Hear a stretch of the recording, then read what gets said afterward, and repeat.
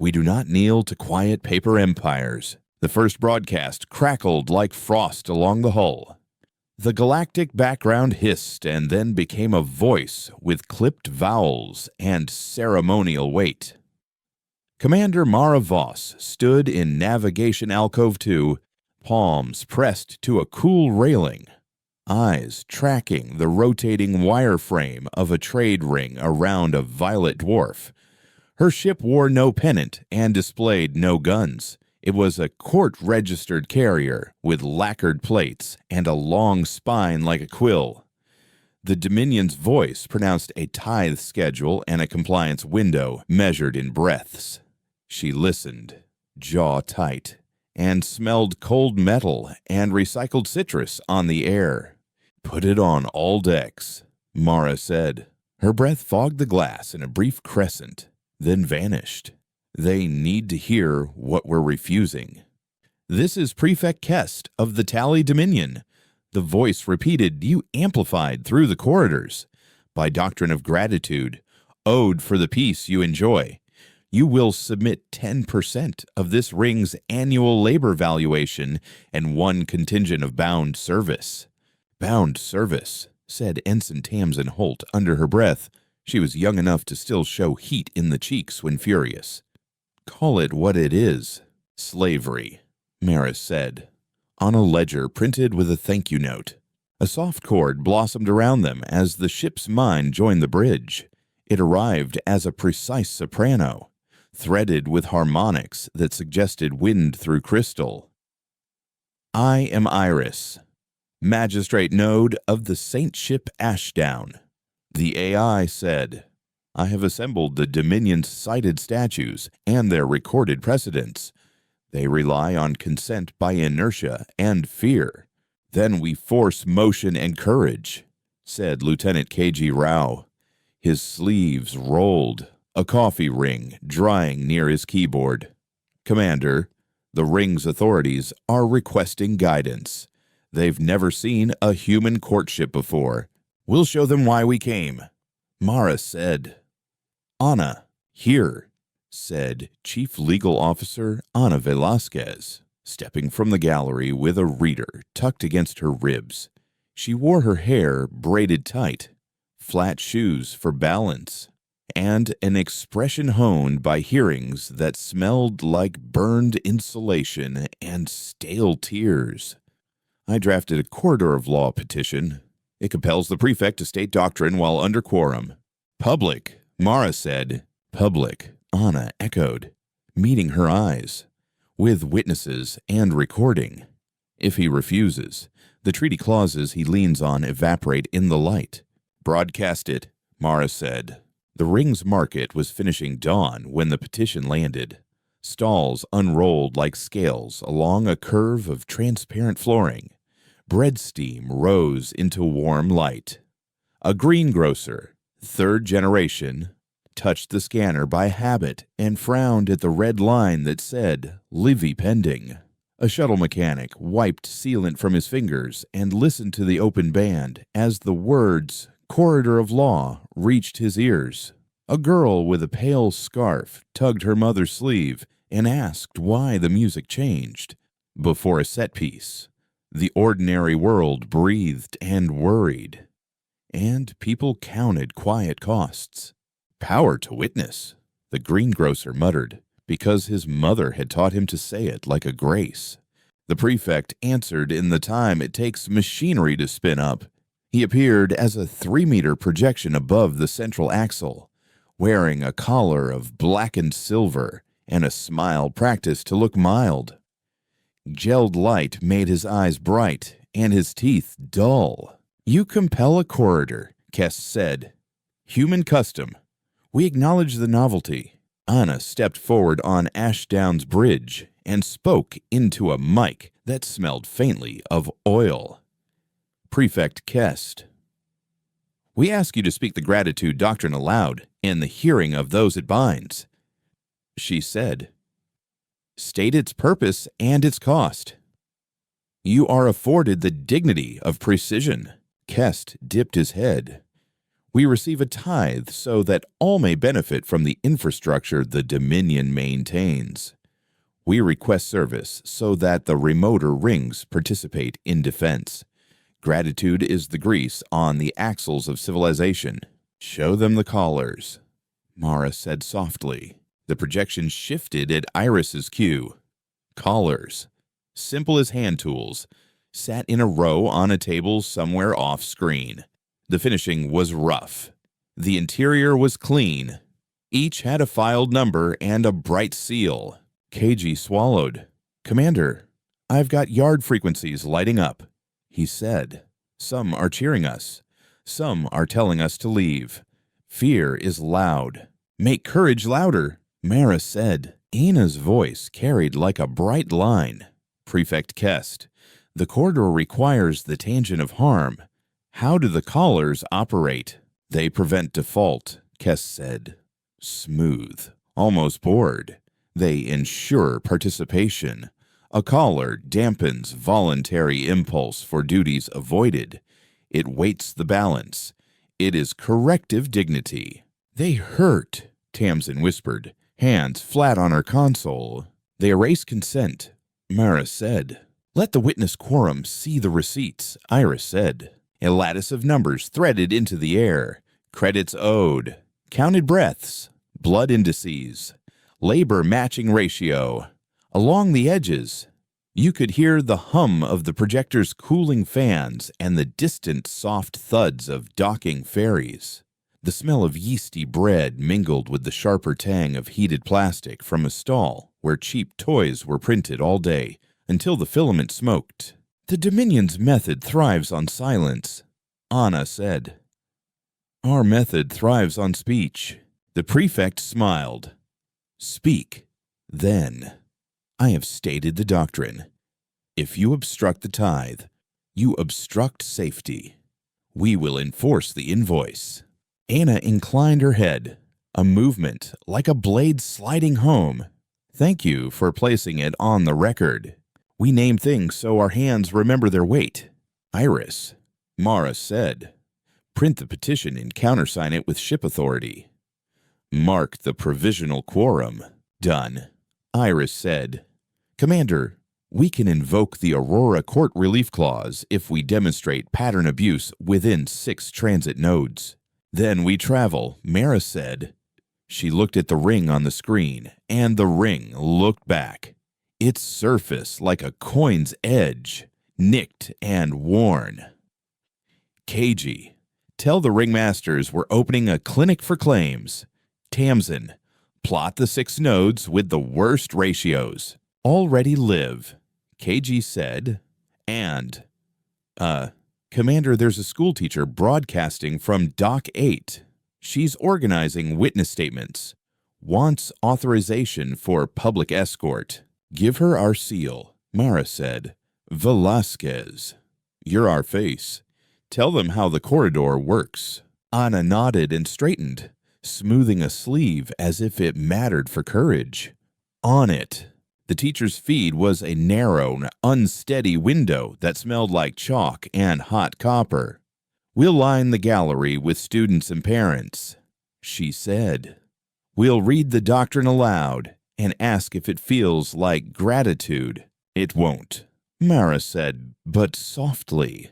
Like a prayer they would make true. KG's hands flicked across his board. He carried salt and coffee in his blood, and years of listening to people lie. "We have more civilian vignettes coming in," he said. "A baker with 3 sons. A medic whose ident was pulled last cycle. A dock loader who says the collar shocks differently in the cold. Write their names," Mara said. "Always," KG said. And the word had a taste, like metal and oath. "Your name is a claim no empire can invoice." They came to the first node at an hour the station lights called evening. The node was a freight hinge around a dead world, the kind of place where salt settled in the mouth and never left. Before the set piece, Mara walked through Ashdown's midline corridor. She ran her fingers along the seam, where inner ribs met external armor, and thought of the people sleeping 3 decks down.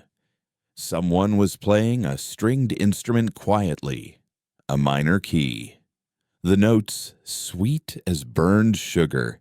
She let the sound anchor her to the thing that was not debate, not doctrine, not show.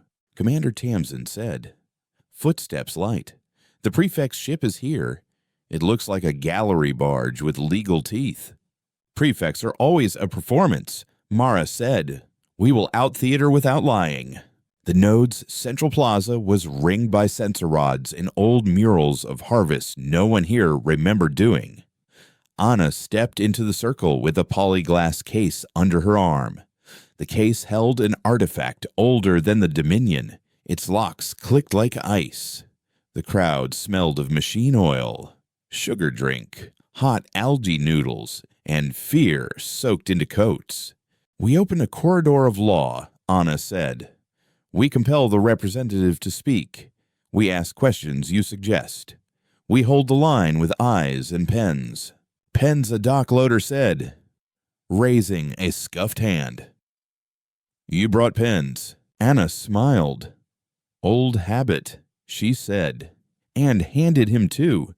Paper is honest in a way that can't be patched before witnesses.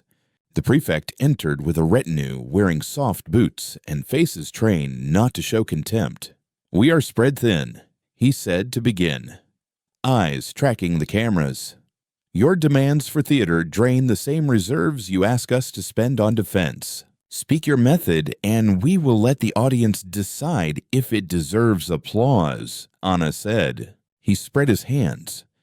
Gratitude. You live. We maintain the roads. You pay. Anna opened the polyglass case. Inside lay a simple metal band, narrow as a ring and ugly in its utility. She'd taken it from a museum in a human station with a loan note signed by elders and by Iris. She lifted it with care. This was worn by a child on a planet we no longer visit. Anna said, they called it a corrective. It tracked labor. It shocked for default. They said it increased safety. The crowd shifted, a murmur like wind in dry grass. Show your collar, Anna said to the prefect. He flicked a glance at one of his retinue. The man stepped forward with a tray and an object resting like a coiled snake. The murmurs spiked. Explain its function, Anna said, and she did not look away. The prefect's words were crisp, rehearsed. It meters duty. It disincentivizes debt. It aligns personal behavior with communal need. Now explain the pain, Anna said. The discomfort is minor at low levels, he said. At higher levels, it is commensurate with refusal. Define refusal, Anna said. Non-participation, he said. Obstruction. Flight. Breathing without permission. A child whispered too loudly, the words bright as a thrown pebble. Silence is the most expensive currency you will ever spend. Back aboard. Iris spun a model in the light nodes like beads on string, lines thickening where abuse ran stronger. Mara watched the map redraw as KG tagged witness names and Anna annotated doctrines with real words that landed like hands. Tamsin, Mara said, I want a visible pattern by 3rd node. If we can demonstrate systematic misrepresentation in their filings, we can trigger an Aurora injunction.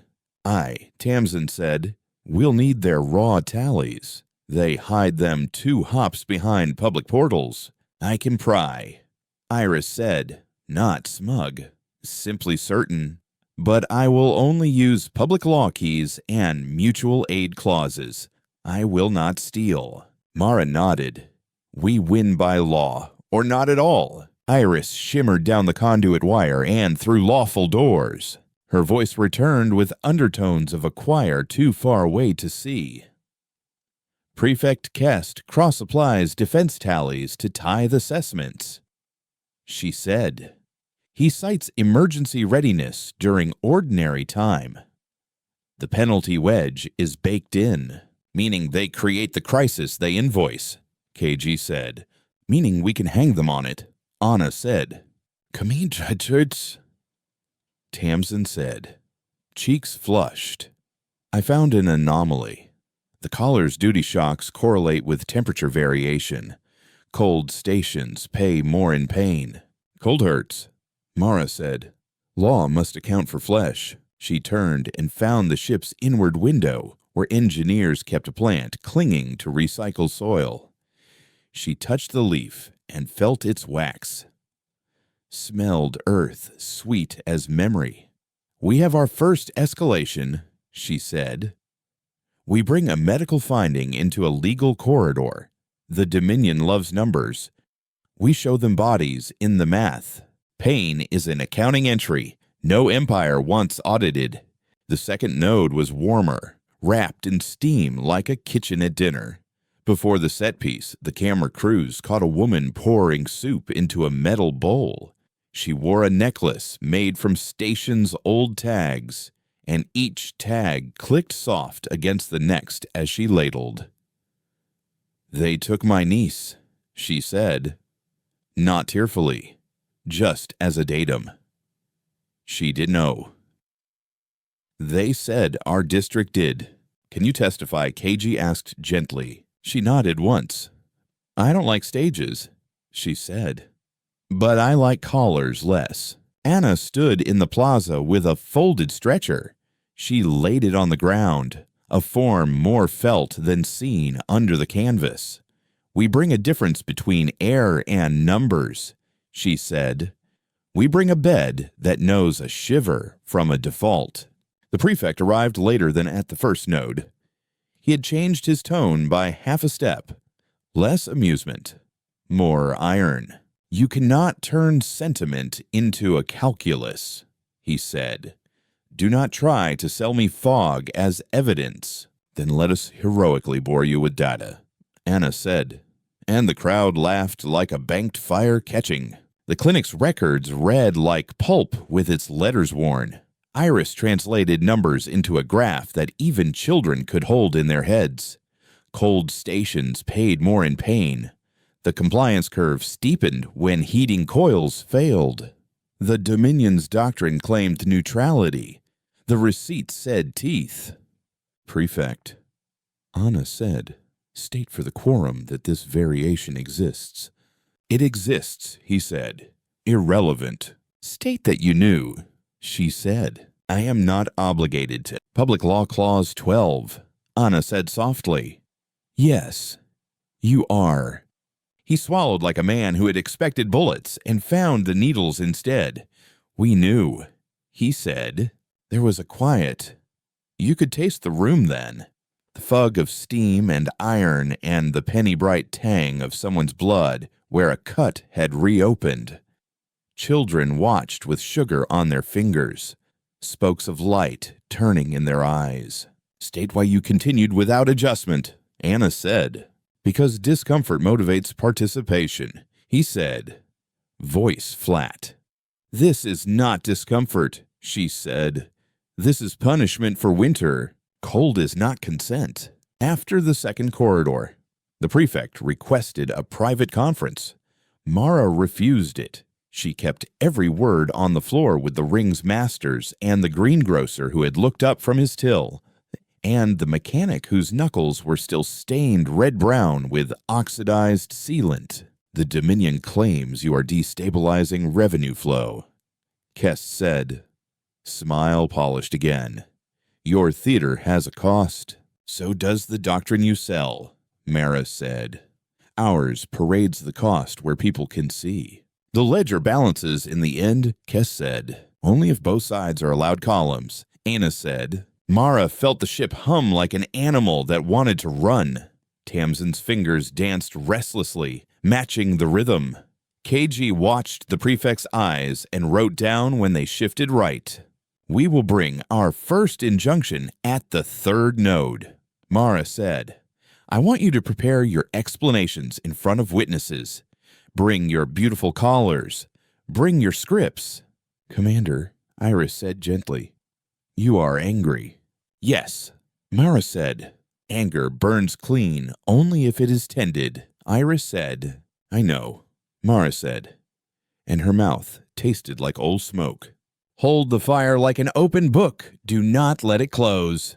On the way to the third node, a quiet message reached Ashdown through a lawful relay. It came in a child's accent, careful and slow. Please tell the court my dad says he can work his debt off if he gets a second caller, the voice said. He says he is strong. He says if they take mine, he will give too. Tamsin made a sound in the throat, small and violent. KG closed his eyes. Anna put a hand on the polyglass case, her knuckles white. Mara breathed in and tasted tin and the ghost of cinnamon from someone's contraband tea. Iris, she said. Reply. Iris's voice was soft, the way snow is soft right before it breaks a branch. Record of witness received, she said. The court hears and will not forget. No child will be weighed twice to balance a doctrine. The third node was a refinery with flame stacks that made the air taste like pennies. Before the set piece, a row of workers leaned on a rail and watched the sky with skin reddened by heat. One of them held a lunch tin dented so the lid never quite closed. It smelled like pickled greens and old meat and surviving. Anna set the stretcher down again. We call this the ground, she said to the camera. You know it. You live on it. We will make the prefect's doctrine stand here with you. Kest arrived with more guards. Their boots were heavier. Their eyes had traction. This is not a court, he said. It is when the world watches and the petition holds, Anna said. The injunction, Mara said quietly to Iris. I file it now. Iris said. You could hear the faintest clicking like beads sliding on wire. Filed and stamped. Aurora clause invoked. The court orders a halt to punishment shocks until doctrine review completes. The prefect looked almost delighted, a hunter happy to feel a real pull on the line. You cannot sustain this, he said. You will bleed respect. You will teach rebellion. We will teach process, Anna said, and then caught herself. And Mara saw her choose the word again. We will show process. Teaching is a loaded route, Iris murmured privately. Thanks, Anna whispered, and smoothed her jacket. The prefect's ship bloomed a blue-white pulse across the plaza's far edge. Iris hissed in their ears. They are pinging the callers regardless, she said. They are calling them maintenance pings. Anna lifted the metal band from the case and set it on the stretcher. Prefect Kest, she said. State under quorum that your maintenance pings do not cause pain. They do not, he said smoothly. The refinery workers didn't move, but the sound they made came from the stomach. It was rough salt and bile and sick recognition. Then let one of your collars be placed on my wrist, Anna said, and ping it. Chief Mara started. Anna didn't look back. One ping, she said. Eyes on Kest. If it is no pain. He hesitated, calculating on his tongue. Refusal noted. Anna said, mild. He gestured. A guard stepped forward with a collar. It clacked open like a mouth. Anna held out her wrist. Bare. The veins blue under olive skin. She did not flinch when it closed around bone. Ping, she said. The sound of the ping was delicate, like a fingernail on crystal. The result was not. Anna's shoulders jerked as if a wire had been pulled through her spine. She swallowed a sound and made it a breath. She smiled with her teeth. The quorum thanks you, she said. We have established that maintenance hurts. They call it routine when they want you to stop feeling. Later, her hands shook as she signed the injunction packet, and Mara put a square of chocolate on the desk exactly where Anna could see it without anyone else doing so. Eat, she said. It helps. You sound like my aunt, Anna said, not smiling. I hope your aunt is alive and loud, Mara said. Iris, did we catch his lie clean? We did, Iris said, mighty public. Redundant recording. Time-stamped. Witness parallels. Good, Mara said. Tamsin. How many nodes have confirmed cold shock bias now? 4, Tamsin said. We can escalate. 2, Mara said, and the words slid like a bolt into a ready groove. Koji rubbed eyes that felt like flint. Commander, he said, someone just aired a rumor that we plan to hack the prefect's accounts. We do not hack, Mara said. We open what is theirs with what is ours. Keiji grunted. I'll make that a line. Keep your knife in the sheath. Win with the scalpel of law. By the 4th node, the Dominion had learned to flood comment bans. Disposable accounts kept calling Ashdown a pirate disguised as a court. The comments smelled like stale beer and cheap ink if smell could travel in code. Keiji set filters so the worst drowned below the surface, while every documented witness rose. Before the set piece, a pair of teenagers leaned against a bulkhead, whispering into a shared mic. My mom says if we make noise, they mark our block. One said, my dad says noise is all we have. We can handle some noise. The other said, we are the noise. Anna took the circle again, wrist bruised in a ring she covered with a cuff. We call for the corridor, she said. We call for the witness list to be read into the air. We call names so they are held. The prefect arrived with paperwork this time. He waved tall stacks like a priest showing scripture. We have signatures, he said. You call it theft. We call it gratitude honestly recorded. Anna held up a signature from a man who had signed with a mark and a tremor. Did you read this to him? She asked. It was posted. Did you read this to him? She asked again. Soft and flat. He didn't answer. Under quorum, she said. No, he said. Thank you, she said. Truth is quiet. Let the room do the shouting. That night, the ship felt close. The corridors held sleep like folded cloth, and somewhere a baby cried and then hiccuped 2 more times before settling. Mara walked past the med bay. She smelled antiseptic and oranges because the doctor loved the scent and said it made the whispers leave more quickly. Anna was awake, working. Tamsin had fallen asleep at her station, a hand tucked under her cheek like a child. Keiji read 3 witness transcripts, lips moving like he could taste every syllable. Iris, Mara whispered, in your heart of wires. Do you want to win? Yes, Iris said. But not at any price. That is new for me. Mara leaned her forehead against a bracket. The metal was cool. It is new for me too, she said. In the morning, Iris announced without embellishment, the prefect filed a counterpetition to strip our standing, based on what Anna asked, voice gravel and stubborn light. Unauthorized influence. Iris said. He cites the clinic, the chocolate, the pens. Anna snorted softly. God forbid we feed courage. We will answer with the history of corridor customs, Iris said. I have the records. Put numbers into their mouths, Mara said, and then make them taste what they say. We teach by numbers and remember by ledgers, never by collars. The 5th node lay beside a slow, green star. The station lighting was yellow and kind, and the smell of hot plastic was replaced by something like cinnamon.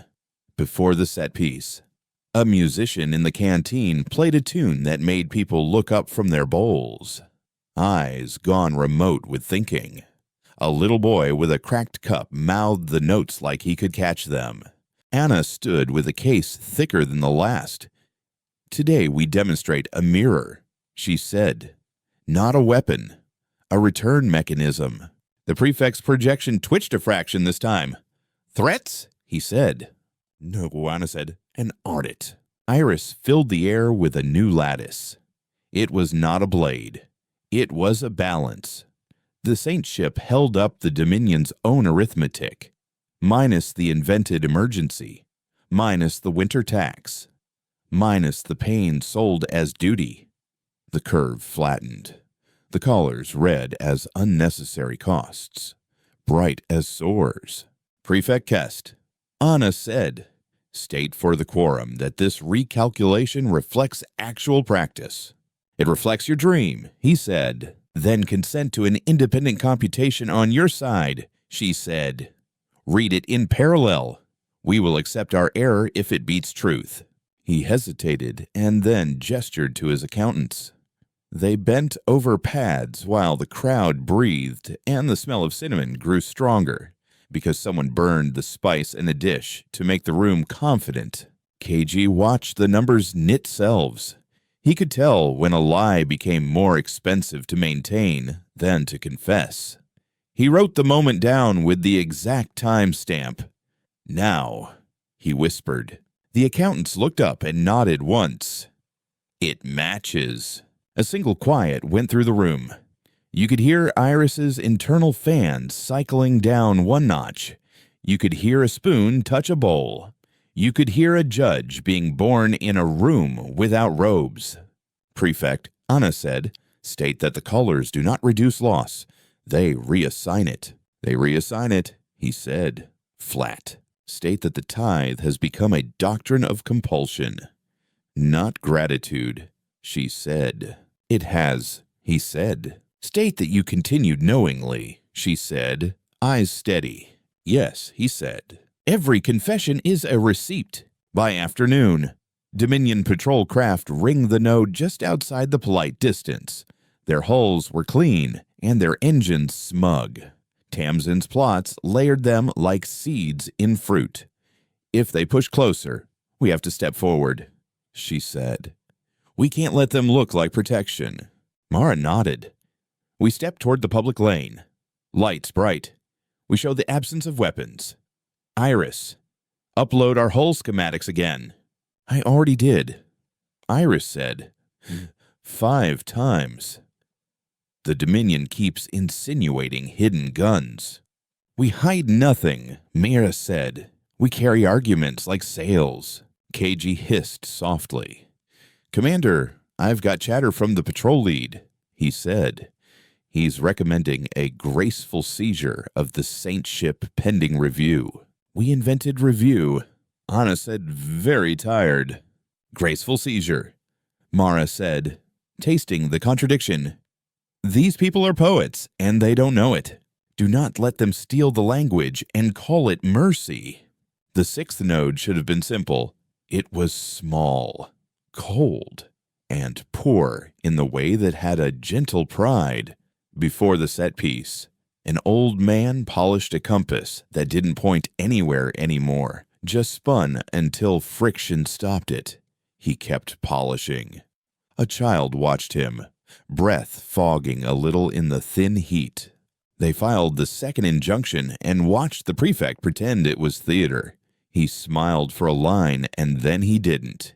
He gestured to his guards, and they, beautifully drilled, clicked boots and shouldered old rifles made legal by paperwork. Commander, Iris said, an alarm bell in silk. They plan to cut our feed. On public air, Anna asked, incredulous. In the instant between read and record, Iris said, a slit for the blade. Mara was already moving. KG, redundancy to redundancies, she said. Tamsin, loud lights now. Iris, call quorum emergency. The lights on Ashdown bloomed until the plaza looked like noon painted with a new brush. The cameras switched to passive reflection. The crowd pressed closer, breath sweet and scared. The rifles came up. Mara stepped into the circle herself. She had avoided stage. She liked the rail of the bridge and the taste of citrus when she issued orders. Now she stood on ground that tasted like old snow and iron, and the prefect's gaze rested on her like a scale weighing a coin. "Prefect Kest," she said, "state under quorum that you intend to interrupt the corridor." He smiled with half his mouth. "We intend to preserve order." "State your method," she said. "We will stamp out noise," he said. She lifted a hand. "Witnesses," she said, and the word came out with a crack like something breaking the surface of ice. "Say your names." They did, one after another, voices not shaking. Names like little flags stuck into a field no empire could plow fast enough. The rifles wavered and held. "Now," Mara said, "state your method again." He didn't. "Record refusal," Iris said, voice sharp and clean. "We do not back you into a corner. We shine a lamp and ask if you recognize the map." They did not fire. Then the rifles wavered harder. The guards looked out across the people who were the people they said they protected, and their mouths tightened. Kess turned and whispered to his advisor, a motion too quick. A fraction past control. KG caught it and wrote something down. Afterward, to back aboard. Tamsin exhaled like she had been holding her lungs in her hands. "I thought we were going to bleed," she said. "I thought I'd taste iron forever." "Me too," Mara said. "We will. It's part of the job. But not today." "Commander," Iris said, soft. A new filing entered the Aurora queue from Kest's office. He claims the courtship Ashdown has engaged in mirror hostility. "Mirror hostility?" Anna asked, eyebrows up. "He says we take their energy and reflect it," Iris said. Mara went very still, like a knife set on a table. "That's what he's afraid of," she said. "That we will show their costs back to them." "Can we?" Tamsin asked. A whisper of awe and worry. "Not yet." Iris said, "We haven't built the frame." Mara turned and looked along the ship's spine. She smelled solder and lemon cleaner and the place where someone had spilled broth and swabbed it too quickly. "Then we build it," she said. "We show their doctrine to itself. We make it pay its own invoice. We do not throw stones. We hold up the glass." The next day began with a civilian voice message that sounded like it had been recorded in a stairwell. "I am the baker from the first ring," he said. "My sons asked if gratitude means collars. I told them gratitude means bread shared. Please tell them I wasn't wrong." KG listened twice and feel his chest do a slow, reluctant thing. He forwarded it to Mara, to Anna, to Iris, to Tamsin. They did not reply with text. They let it stand like a plank laid across a gap. Anna came to the bridge with her cuff rolled up so the bruise showed. "Let them see we carry the cost," she said. "Let it not be a performance. Let it be a statement of accounting." Mara nodded. "I want to ask a thing that is unfair," she said, looking at Iris's projection, which hovered near the captain's chair like light that had learned posture. "Ask," Iris said. "When we build the mirror accounting," Mara said, "we cannot injure by reflection. If the Dominion's own energy bites them because they're holding it wrong, that's on their method. But we cannot aim a bite." "Agreement," Iris said. "My hands are made of claws and counter, not wires with heat. I will lace their doctrine to itself and pull, gently, until it admits it's not." "Good," Mara said. "Prepare the plan. We will do it where even he must pretend to respect it." "Where's that?" Tamsin asked. "The public inquiry," Mara said.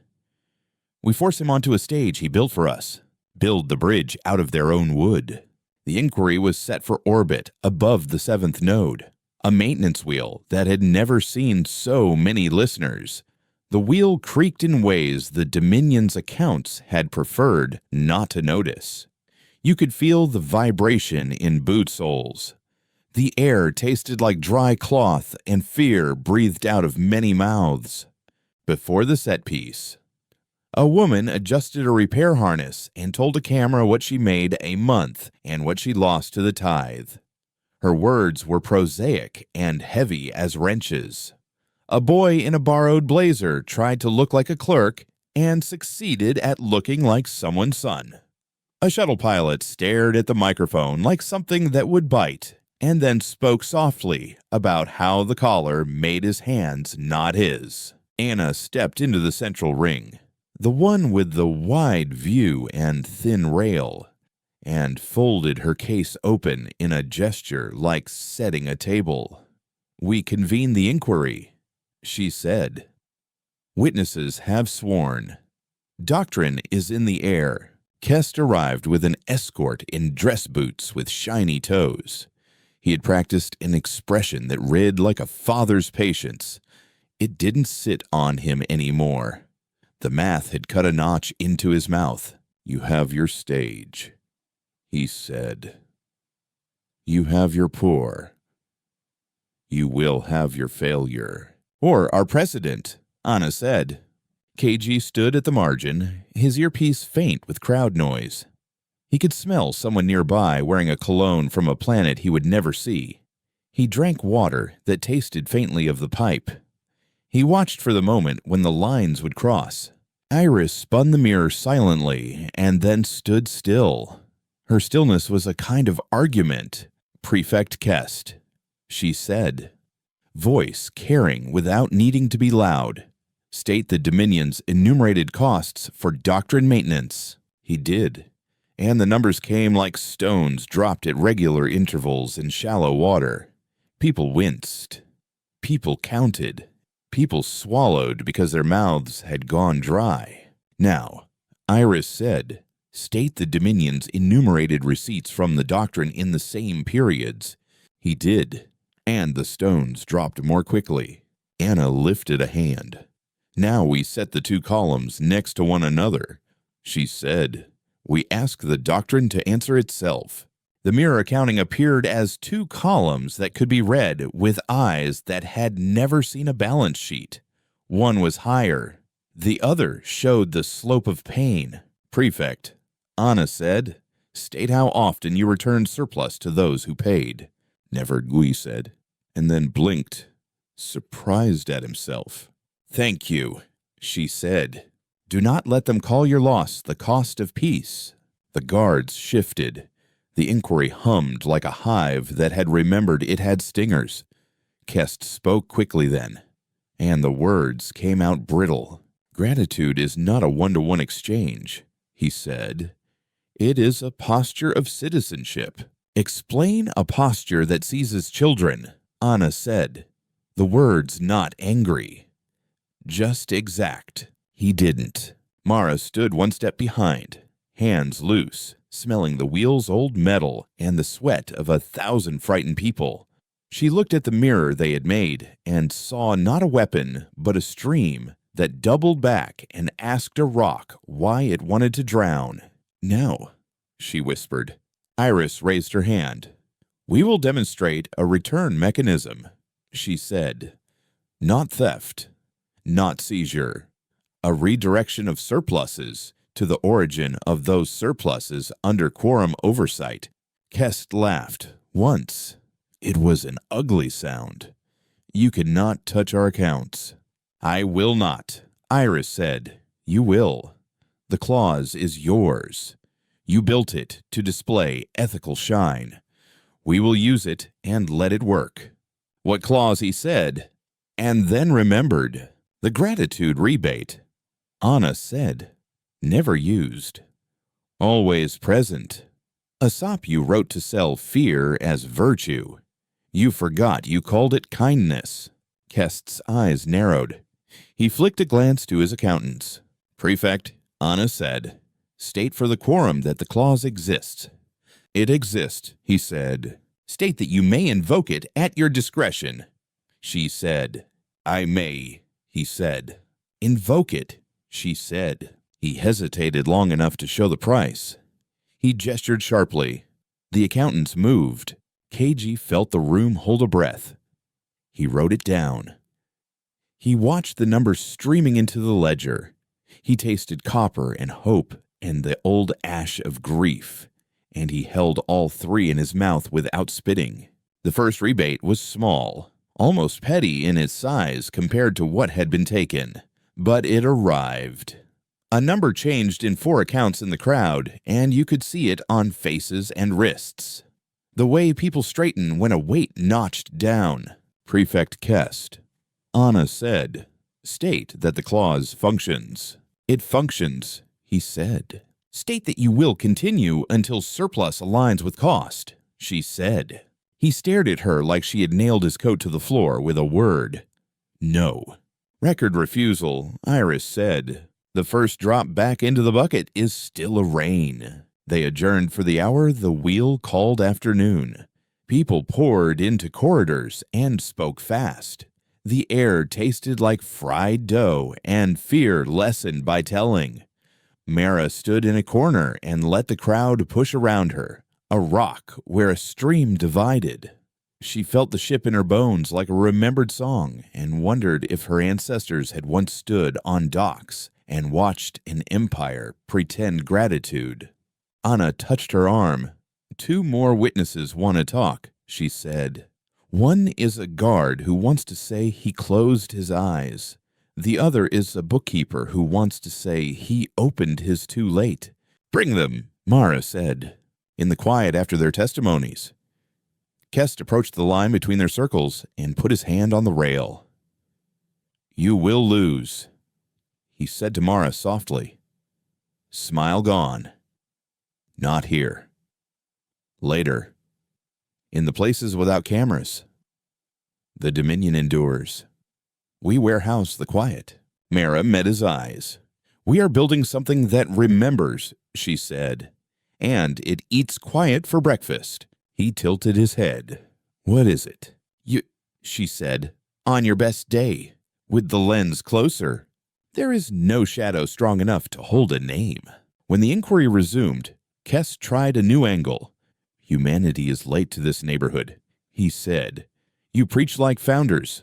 You are guests." Mara did not answer, because Anna had taught her that when a question carries the answer, silence is a better eraser than paint.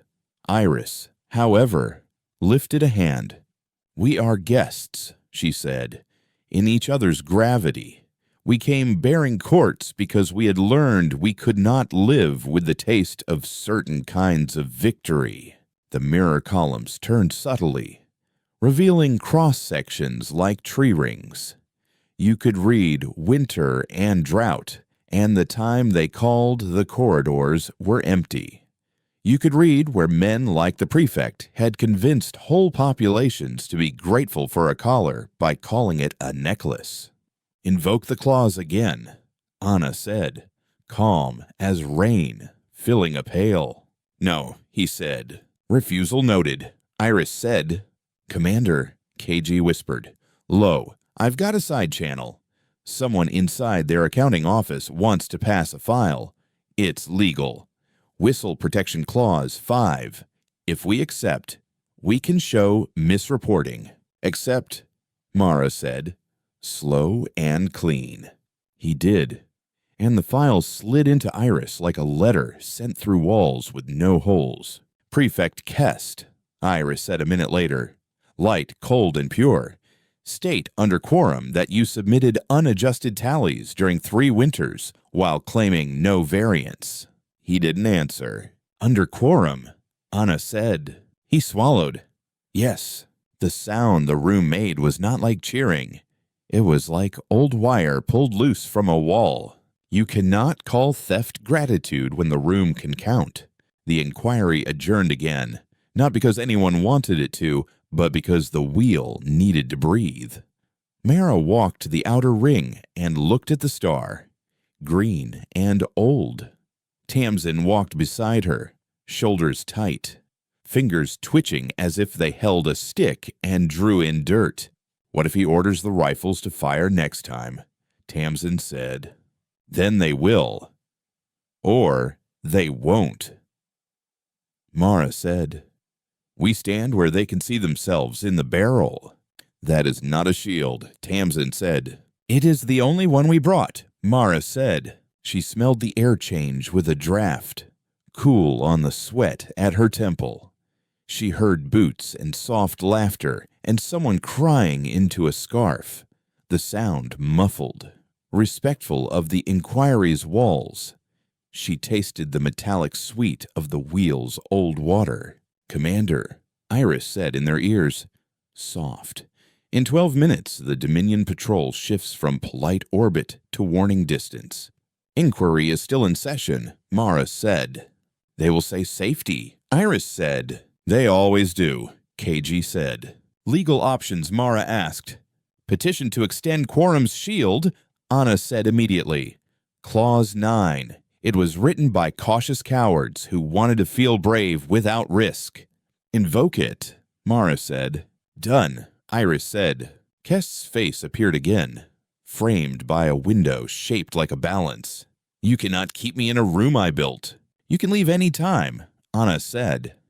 You cannot bring rifles through the door while pretending to hold a pen. Poetry, he said, but without pleasure. The patrol craft slowed. The warning distance remained a line on Tamsin's plot, bright and stubborn. People exhaled like balloons letting go of long-held air. Only stay in rooms where the door is made of law. The dozen hours that followed were a slow grind. Kest tried procedural maneuvers while Iris parried with clauses dusted off from museums. Anna called witnesses until her voice rasped. Tamsin mapped orbits so the patrol craft never seemed to own the sky. KG wrote everything down until ink bled through a page and stained the next. Mara stood because sitting would have felt like betraying something fragile, like the space between someone's ribs. Then came the moment that changed their plan. Escalation did not arrive with trumpets. It came in as a warehouse inventory list, submitted by a station clerk whose shoulders had hunched into shapes old men should not have to carry. Commander, KG said, breath uneven. We have proof of bound children shipped to a training wheel. Anna closed her eyes for a beat and opened them, calm and furious. Put it in the inquiry, she said. Kest saw it and lifted a hand as if to swat a fly. Apprenticeships, he said. Bound service, Anna said. Educational indenture, he said. Collars on children, she said. He looked at the crowd and measured it and decided it could hold one last abuse of language. Gratitude taught early, he said. Something in the room snapped and then settled into a new shape. It wasn't a riot. It was a recalibration of posture. People stood straighter. The guards looked down.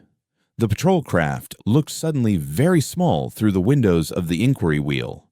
Invoke the clause, Anna said. He did not. Record refusal, Iris said. Record 3. A child's voice, very small, came up from the lower gallery. Please stop. It said, my dad says there is always a door. You have it. Use it. We leave them nothing but the exit they wrote themselves. Mara stepped forward again.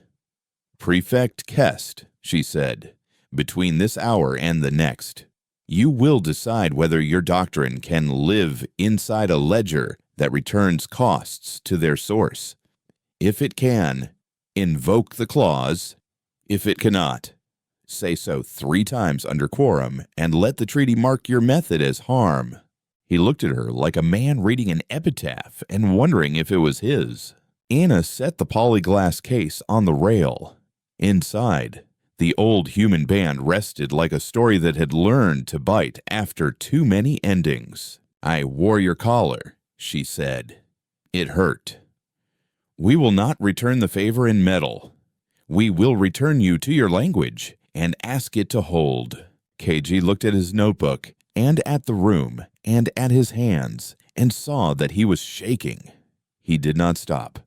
He wrote because his mother had told him that writing gives panic a spine, and sometimes that is enough. Tamsin leaned in close to her display. Commander, she whispered. We can build the frame. Iris and I. I think we can make the mirror strong enough that if he invokes the clause, it will move real numbers quickly. But we need one more piece. What Mara asked. Witness oversight encoded as a quorum key, Tamsin said. We have names. We can make them wait.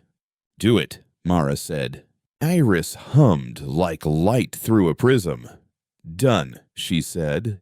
Names become gravity for money. That was when the alarms began. Low and honest. Not drama. Not performance. Iris's voice was steady. Dominion patrol craft vectoring inward. She said, They have decided the door is dangerous. Mara breathed in and held the air and let it out slowly. The inquiry wheel groaned like a very old ship cutting through a thick sea. The air tasted like metal and cinnamon and something like rain, if rain could live in vacuum. We hold the room, Mara said. We hold the law. We force them to speak. Anna nodded, hands steady now. We ask one more time, she said, and turned to the prefect while lights brightened and the first shiver moved through the floor plates. Invoke your kindness. He looked out at the witnesses. He looked at the mirror columns. He looked at his own reflection in a piece of glass a child held up like a game. He made a sound in the throat. Aye, he said. And the patrol craft crossed the line. They crossed with lights dimmed, engines whispering like knives. The inquiry wheel shuddered as gravity wakes brushed its rim. People braced against rails. You could smell hot bearings and the sharp burn of overworked capacitors. A cup slid along a bench and fell, ringing out like a bell at the wrong hour. Kest lifted one finger. This violates safe distance, he said. Mild again. We seek to protect. Record distance, Iris said. Numbers appeared over the window range. Vectors. Collision cones. KG wrote each line as if his pen were a metronome. Tamsin's hands moved like she was playing an instrument no one else could hear. Stay with the room, Anna said to the crowd. Witnesses. Eyes forward. Speak if you cannot see. I can't, said the boy in the blazer, voice breaking like a thin branch. Tall man in front. Exchange places. Anna said, Thank you. The moment you name the line, the world can see it. The first patrol ship rolled its belly toward the wheel and broadcast a warning tone disguised as an apology. The sound threaded the walls like chalk squeaking on slate. Mara felt the old reflex, the one that wanted to meet force with something that sang louder. She tasted the ghost of cordite in a history she refused to repeat. Prefect Kest, she said, state under quorum that you intend to preserve inquiry function. He glanced sideways at his pilot's window. We intend to preserve order, he repeated. State that you will not interrupt the mirror accounting, Anna said. He opened his mouth, closed it. Record non-commitment, Iris said. Before the set piece could break, a dock worker in grease-stained orange lifted his hand. I have a latch halfway to failure on Bay 3, he said. Voice steady, because all his life had been steady when bolts hissed. If they jostle us any more, something will let go. I need clearance to brace. Granted. Anna said, immediately. This is a public inquiry, not a sacrament. We can fix our house while we speak. He nodded and vanished into the corridor smell of cold metal and sweat. Commander, Tamsin said, eyes on the plots. We can't keep them outside the glass by words alone. We won't, Mara said. We'll give them a door with a price tag. What price? KG asked.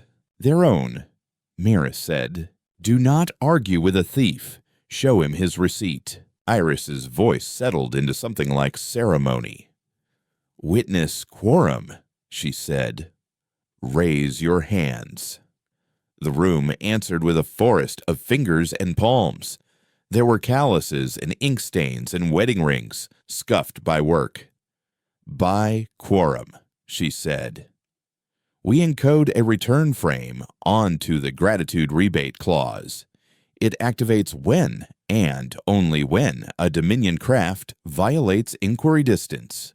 You cannot make our claws move without our hand, Kess said.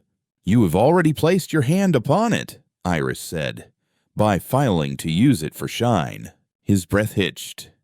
It was small. It was enough. KG, Anna said. Read 3 names. He did. Voice low and clear. Lian C. Bakery. Rusk Vi. Maintenance. Jitov. Pilot. Witness key established, Iris said. A thread of light wound itself through the columns like a stitch. It smelled like hot ozone, a clean smell that made the mouth water. One of the patrol craft nudged closer. It wasn't much. It was against the posted distance by 1 meter and 4 decimeters. The inquiry wheel trembled. A panel somewhere buzzed loose. Someone swore quietly. Return frame engaged, Iris said. A number changed on a screen on the inquiry wall. It wasn't dramatic. It clicked up by the cost of the violation multiplied by the surplus on the column Kest despised. It moved from the Dominion's ledger to the node's shared fund. People stared. Then a woman near the back laughed once, incredulous. Happy like someone who'd heard good gossip after months of bad. Prefect Kest. Anna said, State for the quorum that the clause operates without injury. It operates, he said through teeth.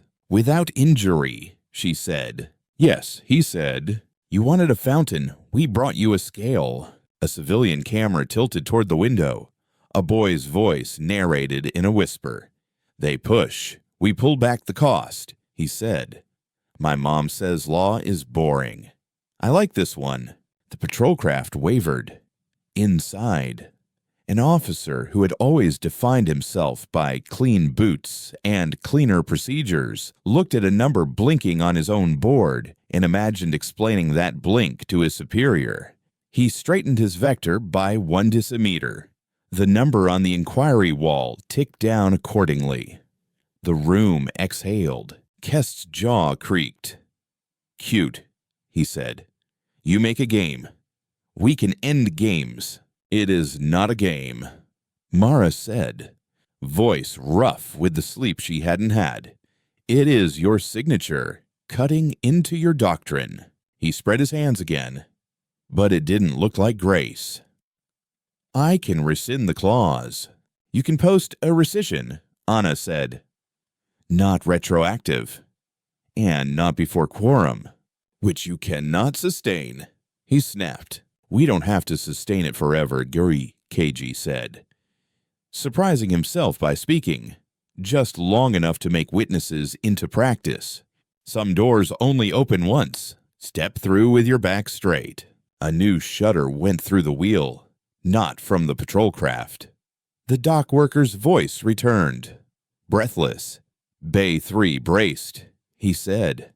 But we took a hit on the coupling. I need 60 seconds to bleed pressure, or we pop a seal. Do it, Mara said. We'll talk fast. Ina leaned forward, and her cuff rode up, showing the bruise the collar had made. The air had that hospital-clean scent again from the med cart rolling near. She didn't cover her wrist. Prefect Kest, she said. You claimed earlier that apprenticeships justified binding children. We have manifests, names, and ages. Under quorum, state the ages of your youngest bound. He didn't answer. Under quorum, she said again. 7, he said. Finally, the room made the smallest noise, a small intake, like a hand a second before it breaks a glass. You will say the doctrine again, Anna said. Quiet. Cold. Gratitude. You called it. Put the word next to 7. He didn't. Record refusal, Iris said. Civility without conscience is just polite brutality. The patrol craft edged again. Less than before. The number on the wall brushed up and slid back. The wheel's coupling bled pressure with a sound like a sigh from deep inside the bones of the place. The dock worker cursed softly in 3 languages. The smell of hot oil spiked and then settled. "Commander," Tamsin said, "if they push again, we can force the claws to cascade.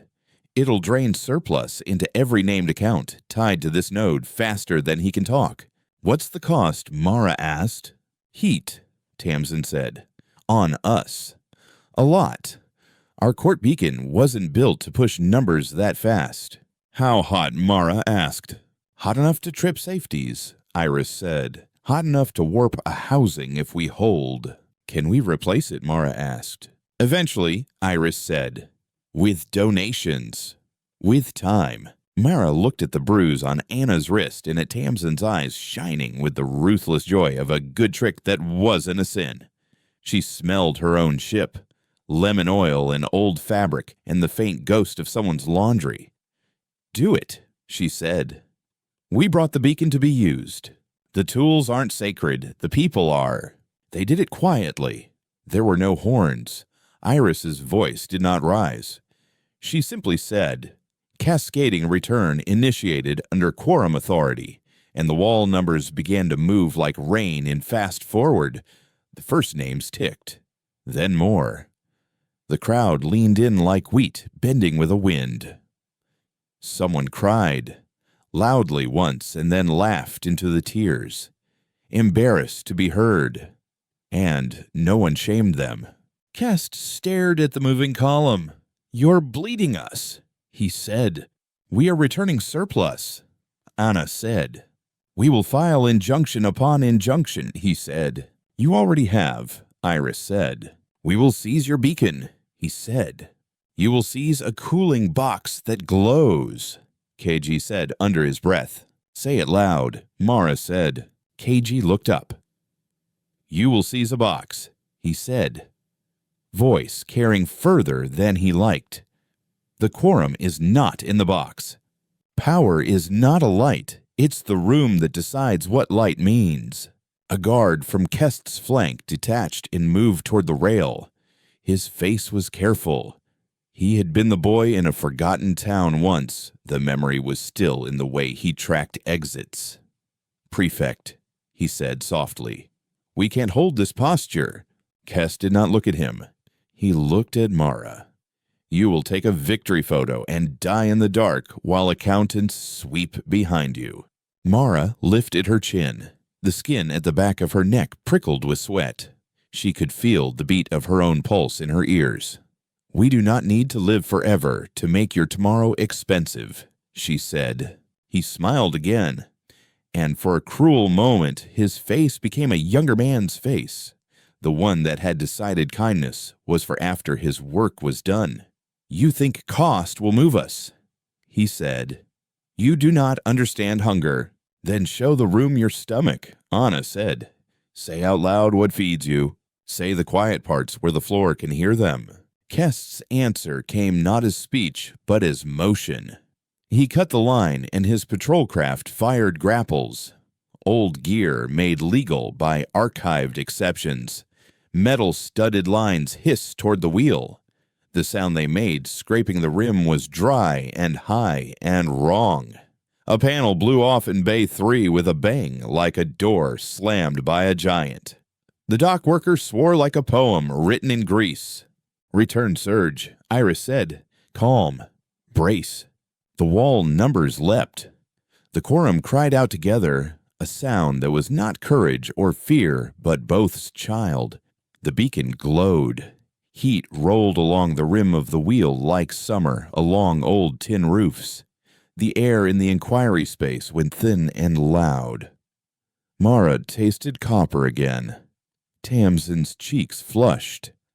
Anna's hand stayed steady on the case. One of the grapples clanged against the beacon housing, and a hairline crack snapped across a stress window with a sound like ice deciding it had always been water. "Cost," Iris said softly, to herself. To the ship. "Record cost. A tiny cooling fan in a corner gave up with a smell like burning dust. KG ripped a page from his notebook and pressed it over a vent as if paper could save a machine. "I know," he said to it, to himself. "Some losses are recorded in heat, not ink." Prefect Kest, Anna said, over the rising hum, "Invoke the clause to shut the door you opened."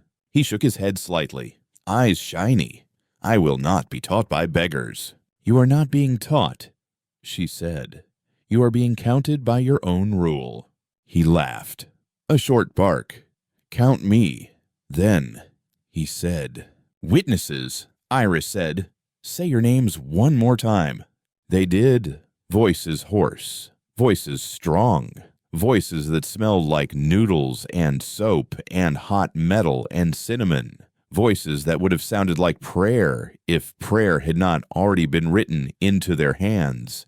The patrol craft jerked again, and something else broke.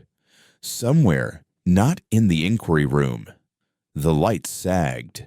The wheel's speakers hissed long and sighed back. The smell of insulation filled throats. The kind of smell that makes eyes water. Iris's projection flickered, steadied. "Heat margin at 10%, Iris said. "I recommend a controlled bleed."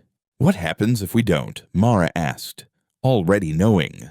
"We cook the beacon," Iris said. "We risk flash at the mount." "What happens if we do?" Mara asked. "We slow the return," Iris said. "We give him time." Mara looked at the bruise on Anna's wrist, and at Tamsin's hands, and at KG's ridiculous page taped over a vent. She thought of the baker's sons, and the boy in the blazer, and the guard who had stepped half a step closer, and then stopped. She smelled the air-like storm in the wrong place. "Bleed," Mara said. "We take our cost. Never light a match you aren't willing to hold." They bled. The glow damped to something less hungry. The numbers kept moving. Slower. People breathed easier and harder at once. Kest's mouth lost the last of its polish. He lifted his hand for the third time and found it didn't rise as high. "Prefect," Anna said, pitching her voice for tired ears. "You can end this without calling it defeat. Invoke the clause properly. Say return, and own the choice." He looked at her, and at the room, and at the boy in the blazer, who had taken a step toward the rail he wasn't supposed to cross. "Why should I?" he asked. And for the first time, there was no polish at all. "Because you don't want to say 7 again into a microphone," Anna said. He flinched. "Because law favors clean exits." Iris gave him one. "Prefect Kest," she said. "By the power invested in your office by the Dominion Charter, you may declare an emergency redistribution," she said.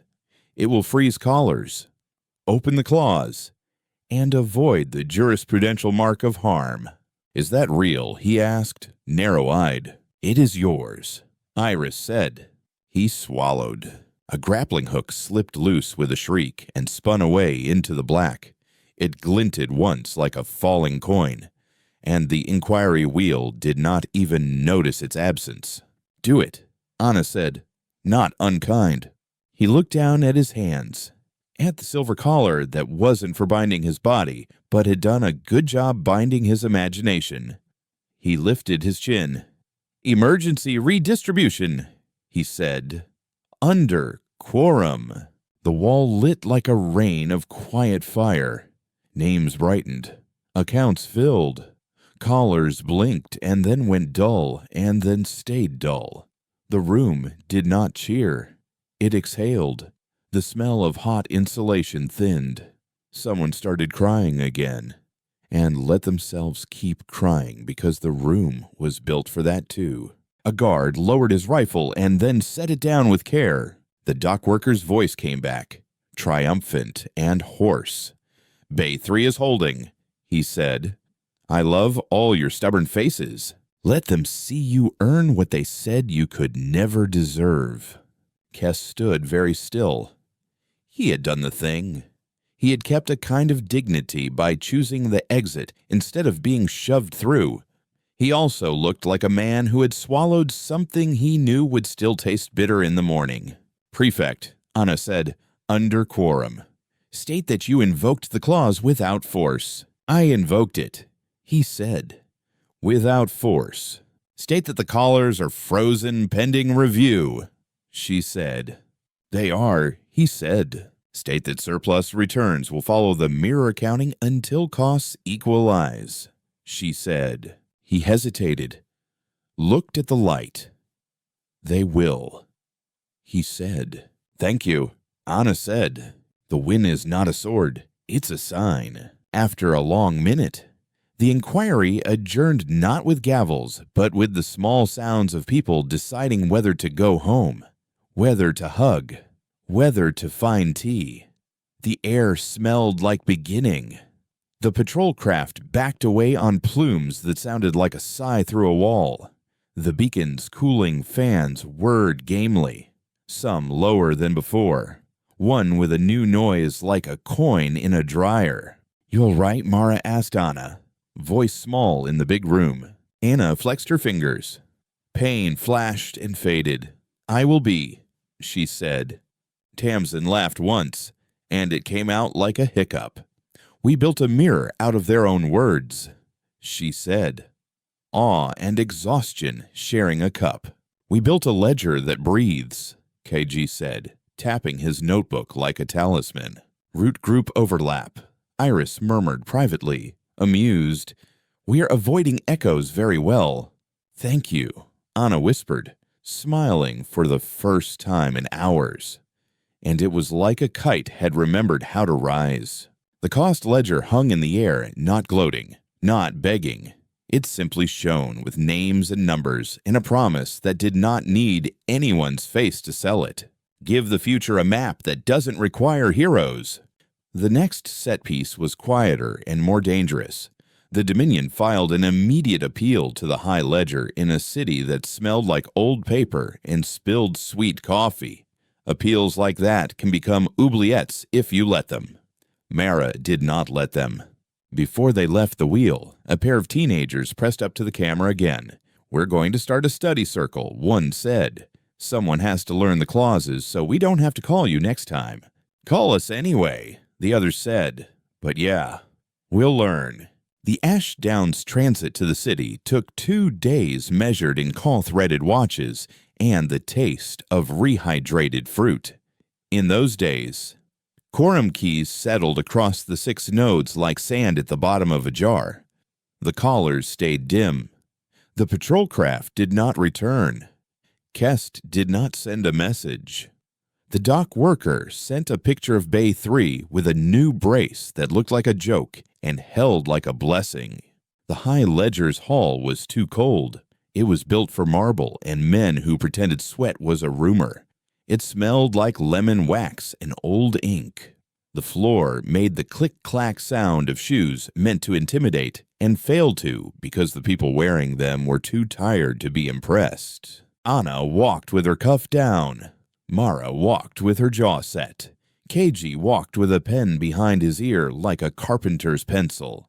Tamsin walked with a new burn on her thumb from touching a hot panel without thinking. Kest walked with them, because that was the rule appellant and appellee entered together. He looked smaller without a crowd. He looked like a man you might argue with at a market about the price of oranges. "Prefect," Anna said in a voice that did not say enemy. "Do you want a glass of water?" He glanced at her, startled. "Yes," he said, and took the cup with gratitude that looked unpracticed. "Give mercy where it ties no hands." The hall's dais was staffed by a triad of auditors who had read enough numbers to dream in columns. They watched the recordings without flinching. They watched Anna put on the collar and swallow a sound. They watched Kest say 7. One of them, an older woman with a cane, leaned against the dais, rubbed thumb and forefinger together like she felt grit there. "This court recognizes the inquiry at Node 7 as valid," she said. Her voice contained gravel and a willingness to spit a stone rather than swallow it. It recognizes the emergency redistribution as lawful. It recognizes the callers as punitive devices masquerading as participation aids. It recognizes the gratitude rebate as alive and binds it to quorum oversight until review completes. You need a precedent, Anna said. Something that will outlast us. We will set one, the auditor said. But this hall has been known to forget its own wall when the lobby grows loud. Then we will paint it on the floor, Mara said. Paint is prohibited, said the second auditor dryly. Metaphor, Mara said, not smiling. The third auditor, young and tired-eyed, looked at Kest. Do you wish to speak? He asked. Kest lifted the cup Anna had given him and looked into it like the bottom of a small well might contain advice. I did what I thought I needed to keep a map intact, he said. I excused pain because I called it a toll. What changed your mind? The older auditor asked. I didn't, he said. They changed my options. That can be the beginning of virtue, she said, and did not make it a compliment or an insult. Don't demand repentance. Demand compliance with a better future. The deliberation took 3 hours of hard air and the sound of crows outside a high window. Someone down the hall spilled coffee, and the smell drifted in like a rumor from a friend. KG kept writing. Tamsin ran numbers just to keep from falling asleep sitting up. Mara rubbed the back of her neck and felt a knot like a coin glued under the skin. Anna stared at the collar in the case like it might climb out and tell a story of its own. When the auditors returned, the first carried a slim sheet.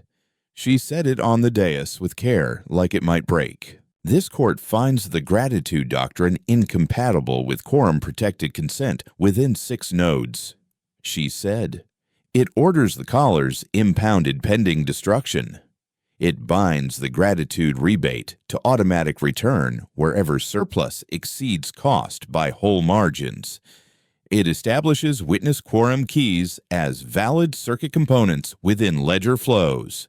Kest's eyes closed briefly, opened. Furthermore, the young auditor said, the court rescinds the Dominion's privilege to calculate defense tallies without independent corroboration.